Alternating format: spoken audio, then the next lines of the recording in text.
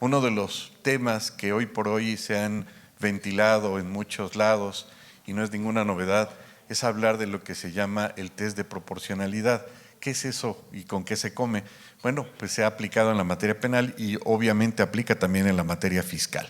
Y me refiero a que el test de proporcionalidad implica que todas aquellas sanciones que aplique la autoridad tienen que checarse o analizarse si son necesarias, si son proporcionales a la situación económica del contribuyente, si es la primera vez que el contribuyente incurre en esa sanción, etcétera. Y hemos visto que efectivamente pues no se satisface esos requisitos. Un ejemplo, por darles un ejemplo nada más, del famoso test de proporcionalidad es la prisión preventiva oficiosa. Ya la Corte Interamericana en su momento había declarado que la prisión preventiva oficiosa en materia penal, por supuesto, era innecesaria y que era una pena anticipada.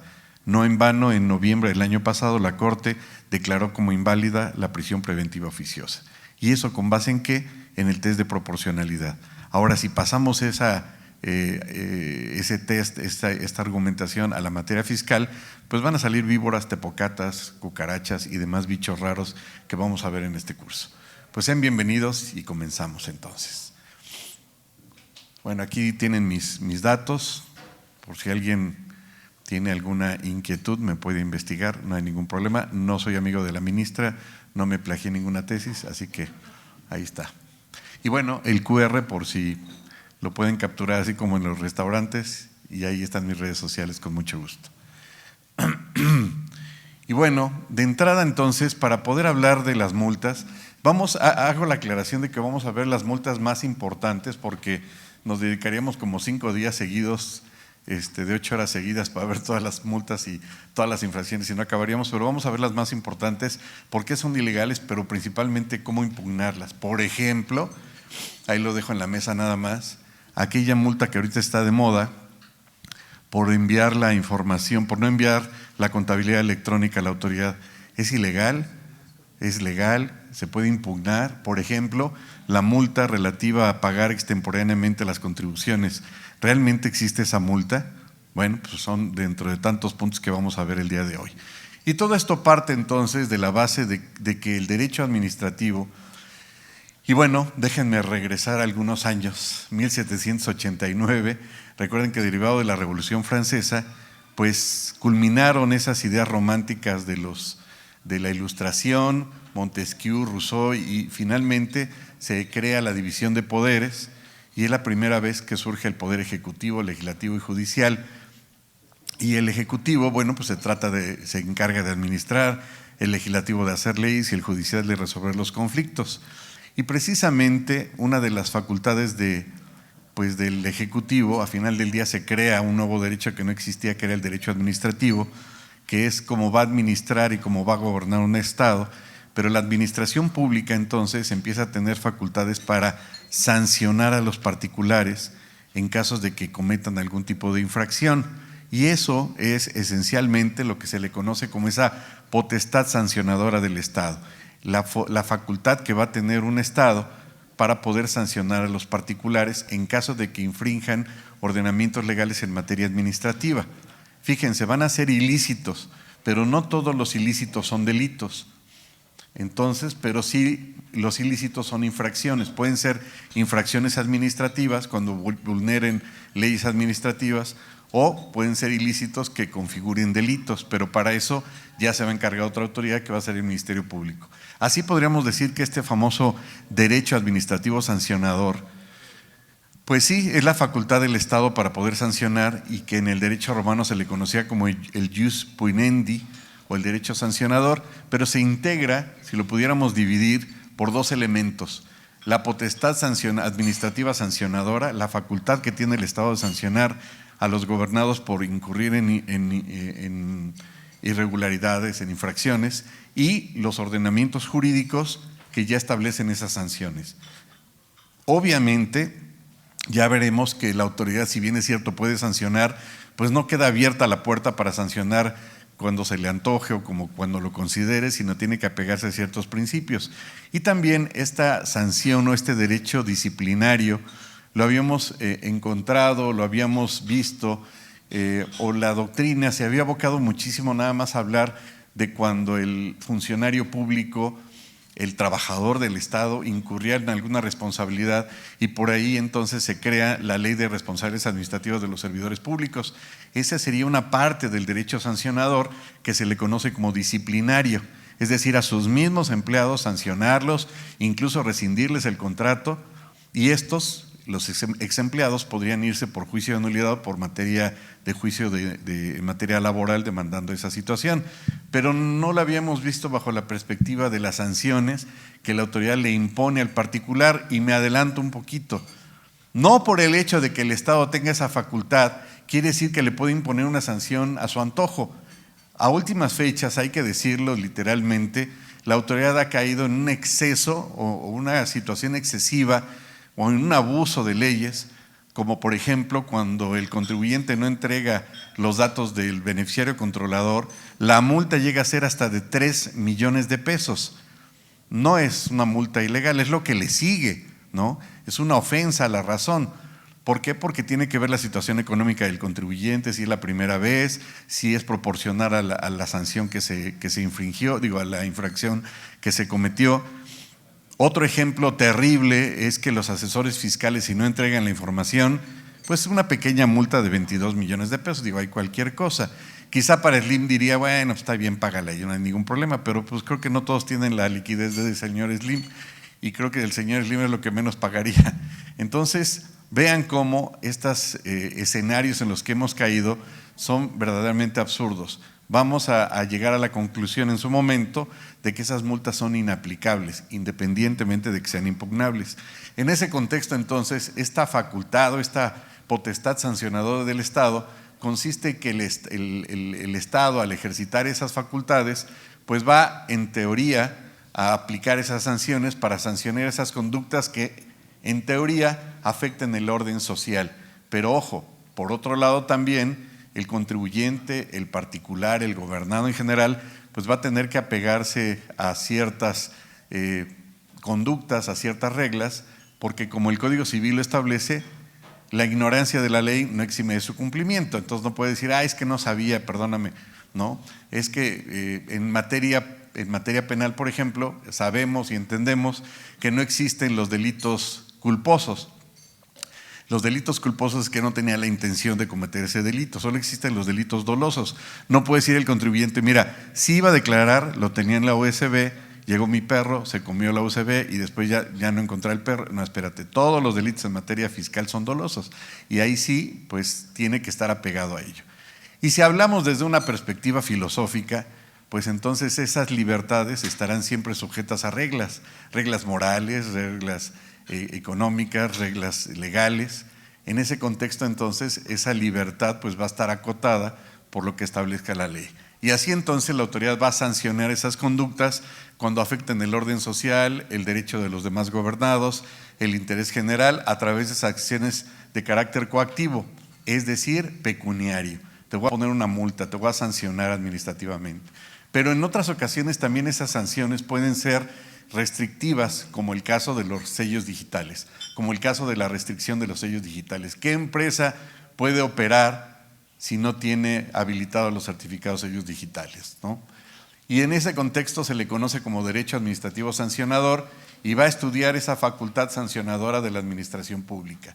Así, se le conoce en la doctrina dos aspectos. Uno, que la autoridad debe de valorar todos los hechos y todas las circunstancias para ver si encuadra, que es el acertamiento, y el apresamiento se le conoce como esa facultad en donde va a ponderar y va a considerar esos elementos para individualizar esa sanción. Es decir, tiene que tener todos los elementos. Hay que recordar que obviamente se tiene que fundamentar en varios principios, como el principio de legalidad. Y hay un derecho que se le conoce como el jus pudendi, que es lo que tenemos aquí enfrente, que sí es una herencia del derecho romano finalmente, y que se refiere a que el Estado debe de tener contenido en un ordenamiento legal esas facultades. No puede sancionar algo que no existe, y dirán ustedes, pues es obvio. Claro, pues eso tan obvio y tan claro a veces no lo es tanto para la autoridad. El mejor ejemplo sería aquellas sanciones que en forma masiva ha estado emitiendo la autoridad desde el año pasado, ahora sí que ya van a cumplir un año. Por ejemplo, aquella que, entre comillas, la fundamenta en el 81 del Código Fiscal, señalando que el contribuyente presentó extemporáneamente sus declaraciones. Ah, caray, si yo presento una declaración, tengo 2 años sin declarar, que no hay nadie del SAT, ¿verdad? Bueno, y de repente llega mi amigo, el contador, y dice, oye, no seas, tienes que pagar, entonces ya me regularizo, empiezo a pagar, y la autoridad me detecta ese pago 3 días después, ¿me puede sancionar? No, porque eso se le conoce como pago espontáneo, artículo 73 del Código Fiscal. Bueno, pues la autoridad trata de hacer omisa el 73 y dice, pagaste extemporáneamente, 1, 2, 3 por mí, todos mis compañeros, me debes 16,000 pesos por cada omisión. Es imposible, imposible, ¿por qué? Porque el Código Fiscal no regula el pago como multa extemporáneo de las contribuciones, ojo. Entonces, obviamente la autoridad tiene que tener un fundamento, y sí lo fundamenta en el 81, y el 81 dice, por omitir el pago de contribuciones. Oye, espérate, no estoy omitiendo ningún pago, estoy pagándolo extemporáneamente, y aparte lo pagué antes de que tú te dieras cuenta. Entonces es declaración espontánea. Pero vean cómo la autoridad deforma este tipo de sanciones. ¿Y por qué lo hace? Pues para fines de carácter recaudatorio. ¿Vamos bien? ¿Sí me estoy explicando bien? ¿Seguros? Así entonces el Estado entonces cuenta con esas facultades para imponer esas sanciones que infiere e impacta obviamente en la esfera jurídica de los gobernados. Entendemos que el acto administrativo como tal pues puede ser a favor o puede ser en contra del contribuyente. Un acto administrativo le otorga derechos al contribuyente, le puede otorgar una licencia, una cédula, pero también un acto administrativo puede ser en su contra, ¿no? La restricción de derechos. Y estas sanciones, pues se supone que son para proteger el interés general o para que tenga un mejor desempeño y funcionamiento de la administración pública o el mismo servicio público. Pero también hay que recordar que existe lo que se le conoce, ya habíamos comentado, como el derecho disciplinario, es decir, las conductas que por otro lado deben de llevar a cabo o deben de cumplir los empleados, los funcionarios o la misma burocracia, y para ello tienen que cumplir con esas reglas, esos requisitos, y si no, la autoridad también podría sancionar a sus propios servidores públicos y les va a imponer una sanción o incluso hasta la misma rescisión de contrato. Y en ese contexto, bueno, pues hay una sujeción de suprasubordinación con el empleado, y con ello, pues el particular, el ex empleado, podría demandar a la administración pública, o incluso si le ponen una sanción, obviamente esta sanción va a tener el carácter de crédito fiscal y lo va a poder impugnar por juicio de nulidad. Pero esta rama del derecho sancionador se le conoce como derecho disciplinario. Y entonces este derecho disciplinario va a ser una ramita, una parte de ¿qué? Pues del derecho sancionador, y que regula también esa facultad, esa potestad del Estado, de la autoridad, para imponer castigos ¿a quién? Pues a sus propios empleados, que pueden ser desde amonestaciones hasta la misma rescisión del contrato, y que formen parte o hayan formado parte de la administración pública, federal, local, estatal. Entonces, como verán, pues también la autoridad se pone en su papel de autoridad, pero también para con sus propios empleados, y para ello regula la Ley Federal de Responsabilidades Administrativas de los Servidores Públicos. En ese contexto, el fundamento constitucional, pues lo encontramos en el artículo 21 que tenemos aquí enfrente, que concretamente en su 4º párrafo establece que compete a la autoridad administrativa la aplicación de sanciones por las infracciones de reglamentos gubernativos y de policía, pero ojo, una cosa van a ser las sanciones y otra cosa van a ser los delitos. Si la autoridad considera que encuadró un delito, bueno, entonces tendría que darle vista al Ministerio Público, porque es la facultada para esos efectos. Y ahí vemos que parece que como que se tergiversa o se vuelve teléfono descompuesto, porque dicho sea de paso, vemos que, por ejemplo, existe la Unidad de Inteligencia Financiera, en otro contexto, un comentario al margen, y la Unidad de Inteligencia Financiera vemos que no se creó porque de repente un legislador dijo, I have a dream, y de repente se despertó y dijo, vieja, vamos a crear la Unidad de Inteligencia para detectar el lavado de… No, se creó por la GAFI, Grupo de Acción Financiera, derivado de un convenio internacional que México suscribió en el 89, que se llama el Convenio de Viena, para atacar, obviamente, el tema del lavado de dinero, el financiamiento al terrorismo, y México forma parte de esos organismos. Pero a lo que me quiero referir es que la UIF no tiene facultades para perseguir delitos, eso lo hace el Ministerio Público. ¿Por qué el comentario?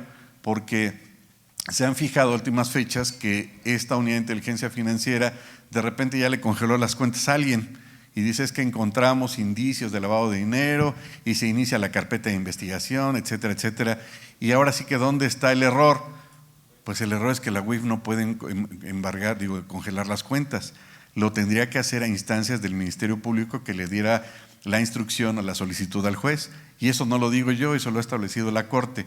El único caso en el que la Unidad de Inteligencia Financiera podría congelar las cuentas es a instancias de otra autoridad federal, internacional, extranjera, que siguiera ese procedimiento y le diera la orden o la instrucción a la Unidad de Inteligencia Financiera. Fíjense, entonces como que algo no está sucediendo, no está funcionando bien, porque la Unidad de Inteligencia Financiera no podría congelar cuentas. Desgraciadamente, no toda la gente tiene la oportunidad de venir a estos cursos, ¿verdad? Y detectar que eso que está haciendo la autoridad es ilegal. Pero a alguien se le ocurrió en un palacio del rey número don, que se engalana con una linda canción todas las mañanas, así iba la canción, y de repente dicen, es que estamos iniciando una carpeta de investigación en contra de fulano de tal. Eso es violentar el debido proceso, no pueden andar ventilando a quienes están llevando a cabo carpetas de investigación. Pero bueno, esa es otra historia. Entonces, como verán, la autoridad no siempre o en todos los casos se apega conforme a derecho y hace las cosas debidamente. Eso implica una responsabilidad penal, claro. Eso implica que la autoridad esté llevando a cabo sus actividades fuera del ordenamiento legal, por supuesto. Pero bueno, vamos por partes. Entonces, la autoridad administrativa puede sancionar y si encuentra algún indicio en materia penal, pues le va a dar la vista a la autoridad correspondiente. Por ejemplo, si la autoridad fiscal está llevando a cabo una visita domiciliaria y a mitad del camino detecta que hay una defraudación fiscal o elementos o indicios, le puede dar vista al Ministerio Público, sí, y necesita esperarse a que termine toda la visita para iniciar la carpeta, no. En ese sentido sí lo podría hacer, pero dándole vista a la autoridad. Pero la autoridad únicamente se limita a las sanciones administrativas que deriven o que provoquen infracciones a los reglamentos gubernativos y de policía, como lo establece este artículo constitucional. Lo que únicamente va a consistir, fíjense, en multas. Para esto hay que recordar que tanto la Constitución como la jurisprudencia establecen las reglas de las multas. Y ojo, desde ahorita les digo, las multas no pueden ser recaudatorias, son ejemplificativas, son disuasivas, son persuasivas, pero no son recaudatorias. Recordarán tal vez que hace como 20, 30 años se puso de moda que sancionaban y que iniciaban delitos en contra de personajes muy famosos, ¿no? Filósofos muy famosos que decían, pero qué necesidad y todo ese tipo de cosas. Y bueno, era de carácter ejemplificativo para que dijeran los particulares, mira, si sancionara a este cuate, no me vayan a meter a mí en problemas, Brizuela y demás, mejor me porto bien, ¿no? Pero la autoridad únicamente se debe limitar a sanciones administrativas como las que vemos aquí, que consisten en multa, arresto hasta por 36 horas, en trabajo a favor de la comunidad, pero si el infractor no paga la multa que se le hubiese impuesto, se podría cambiar entonces por un arresto de 36 horas. Y bueno, grosso modo aquí habla de que si el infractor de reglamentos y de policía fuese jornalero, obrero, trabajador, no puede ser sancionado, etcétera. Bueno, muy romántica aquí la Constitución. Y bueno, ¿qué es el derecho administrativo sancionador? El artículo primero nos da la respuesta. Nos habla de que en los Estados Unidos mexicanos todas las personas gozan de derechos humanos. Recuerden que esta reforma a la Constitución fue en el 2011 y esto derivó de una sentencia del caso Radilla que tristemente obligó al Estado mexicano a reformar todas sus leyes, empezando por la Constitución, para incorporar derechos humanos. Y con ello entonces también los tratados internacionales en los que México sea parte, y así como garantías de su protección cuyo ejercicio no puede restringirse ni suspenderse. Y la respuesta nos las da el párrafo tercero. Y si se fijan, uniendo las palabras que tienen subrayado, dice: todas las autoridades en el ámbito de sus competencias tienen la obligación de promover, respetar, proteger y garantizar los derechos humanos. ¿Qué dice? Que todas las autoridades tienen la obligación de respetar los derechos humanos. Entonces, si respetan derechos humanos, respetan derechos fundamentales y tienen que preservar el principio de legalidad. No pueden ir más allá de lo que la ley establece. ¿Correcto? Y ahora sí, esa potestad sancionadora del Estado no puede ser amplísima, no puede ser infinita, no puede ser ilimitada, y así entonces pues la autoridad puede imponer esas sanciones cuando derive de una conducta ilícita que la autoridad haya identificado en forma exacta, y puede implicar entonces la privación de un bien o de un derecho, verbigracia el 17H bis, cuando se le restringe el derecho de poder emitir certificados. En este contexto, entonces, esta facultad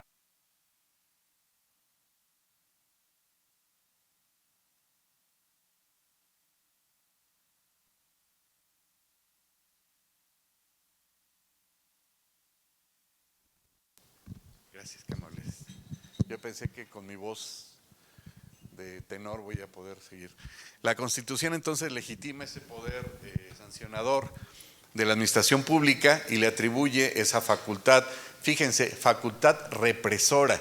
La sanción puede ser incluso también física cuando reprimen un grupo de personas que están actuando en contra del orden público, puede ser represora en imponer multas.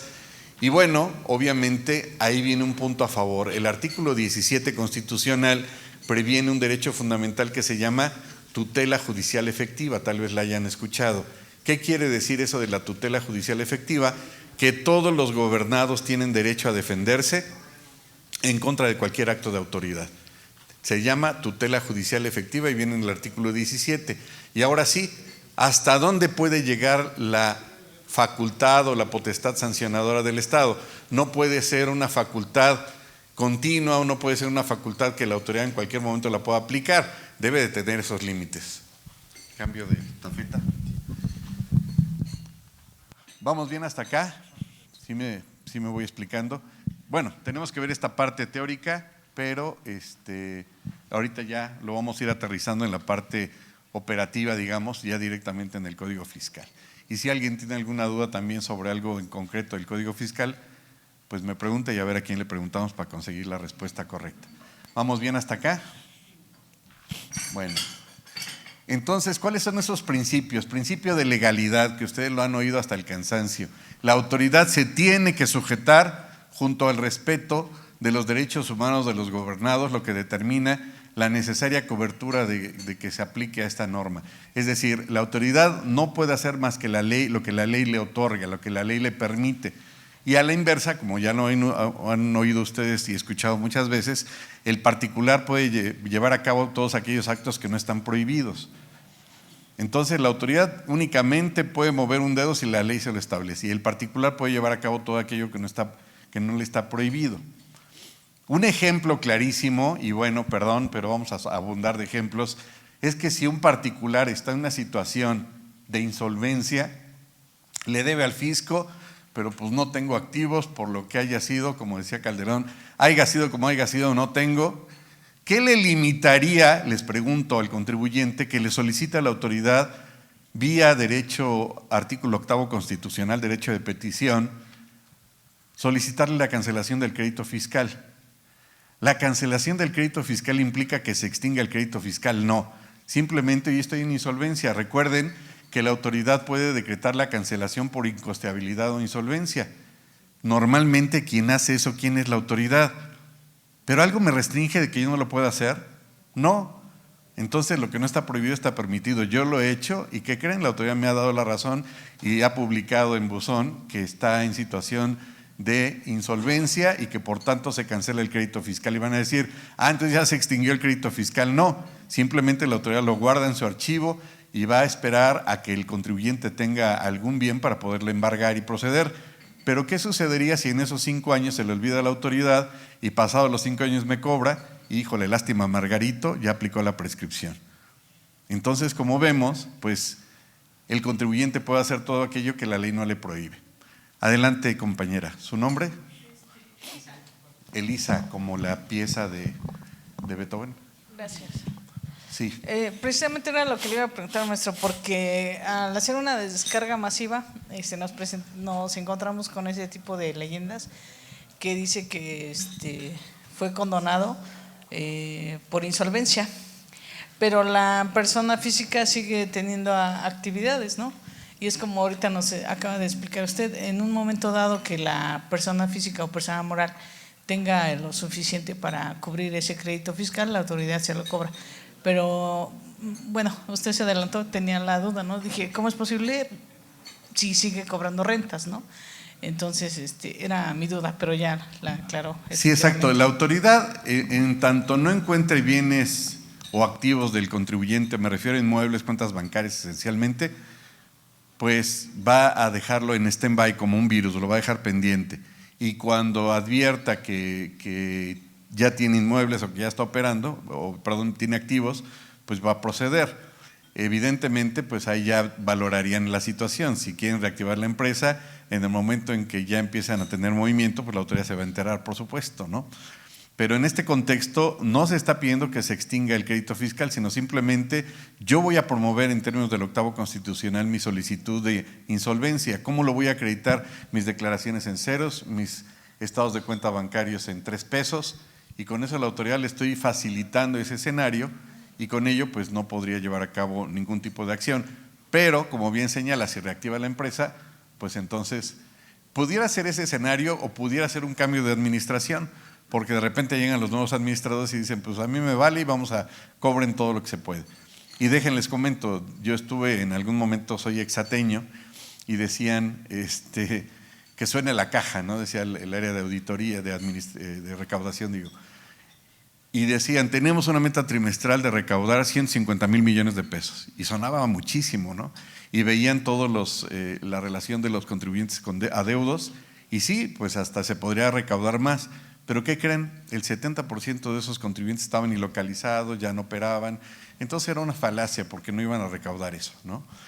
Es entendible que a nivel federal existe una especie de competencia en las administraciones de recaudación, porque, bueno, pues luchan para ver quién es el que está en primer lugar, etcétera, ¿no? ¿Qué ganan? Nada más el reconocimiento de que tal administración quedó en primer lugar y qué bueno. Pero realmente la autoridad no está en una situación complicada cuando está la empresa en ese sentido. Bueno, espero haya contestado su pregunta. Entonces, pues nada les impide que hagan la solicitud de cancelación. Otro punto es el principio de tipicidad. Este concepto más bien es como obtenido o derivado más bien del derecho penal, porque si se acuerdan se habla del tipo penal, ¿no? ¿Y qué es el tipo penal? Pues la descripción del delito en el ordenamiento legal. Y esto obedece a otro principio dentro del mismo principio de tipicidad que se llama taxatividad. ¿Y qué es eso? Pues que el delito o que la infracción esté de una forma clara, contundente, entendible, descrita lo mejor posible. Que cualquier persona sin ser perito en la materia sepa, ok, esta infracción es por esta situación o este delito es por esta situación. No necesito tener un grado de doctor en Derecho para entender lo que quiso decir la autoridad. Se supone que cualquiera lo debería de entender de su lectura, ¿no? Así entonces el principio de tipicidad consiste en esa garantía que le debe de dar la autoridad de seguridad jurídica al gobernado, al ciudadano, y que esas conductas administrativas estén lo más claro posible. Y fíjense, regresamos al tema del derecho romano, porque ellos tenían un principio que decía nulla pena sine leyem, no va a haber ninguna pena si no está contenido en la ley. Y ya vamos a ver que hay un montón de sanciones que la autoridad está imponiendo y que no vienen en la ley, o por lo menos como dice la autoridad. Entonces este principio sigue vigente, nulla pena sine leyem, no hay ninguna pena si no está descrito en forma clara en la ley. Recuerden que, acorde con el artículo 5 del Código Fiscal, cuando se refiere al sujeto, objeto, base, tasa, tarifa, no puede quedar interpretación, no puede decir la autoridad, mira, lo que yo quise decir, o más bien lo que yo traté, no, es literal como viene en la ley, ¿correcto? Así entonces, la prohibición de las penas de privación de la libertad, pues no podría aplicar, y también tiene el contribuyente, como ya habíamos apuntado, este derecho a defenderse, que es la tutela judicial efectiva, es decir, el derecho de interponer los medios de defensa cuando se trata de una resolución definitiva.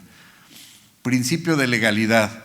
El principio de legalidad entonces es el principio que ya habíamos comentado, que está en el artículo 1 constitucional, de que todas las autoridades tienen la obligación de respetar los derechos humanos, obviamente apegándose a lo que establece la ley, y este principio pues se exige el cumplimiento de lo que la ley conoce como ley previa, ley